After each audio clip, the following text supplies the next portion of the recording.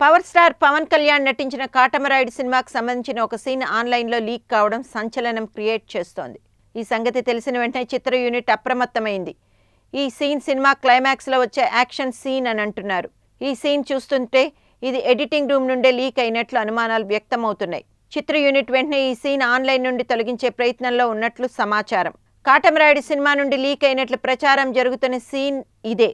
Background చూస్తుంటే ఇంకా VFX కూడా పూర్తయినట్లు లేదు. బ్యాక్గ్రౌండ్లో బ్లూ కలర్లో కనిపిస్తున్న ఆ మ్యాట్ చూస్తే ఇది రా ఫుటేజ్ అని స్పష్టమవుతోంది.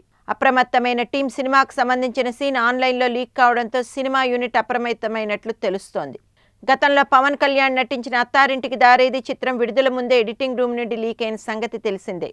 పవన్, శృతి గబ్బర్ సింగ్ సినిమా తర్వాత పవన్ కళ్యాణ్, శృతి హాసన్తో కలిసి నటిస్తున్న చిత్రం ఇద్దరి హిట్ కాంబినేషన్ కావడంతో సెంటిమెంట్ పరంగా కూడా కలిసొస్తుందని అంటున్నారు. కాటమరాయుడు టీజర్ ఇటీవలే విడుదలైంది. దీనికి మంచి స్పందన రావడంతో చిత్ర యూనిట్ ఉత్సాహంగా ఉంది. మార్చిలో సినిమా ఆడియో విడుదల చేసేందుకు ప్లాన్ చేస్తున్నారు. మార్చి 10 నాటికి పోస్ట్ ప్రొడక్షన్ పనులు సహా సినిమా పూర్తవుతుంది.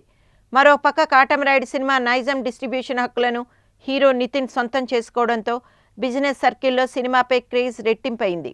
ఫిలిం సర్కిల్ నుంచి అందుతున్న సమాచారం ప్రకారం చిత్రం నైజాం హక్కులు 20 కోట్లకు తీసుకున్నారని తెలుస్తోంది. అయితే సినిమా ఒక మోస్తరుగా యావరేజ్ టాక్ తెచ్చుకున్న ఈ అమౌంట్ తిరిగి వచ్చేస్తోందని ఇండస్ట్రీ కథనం.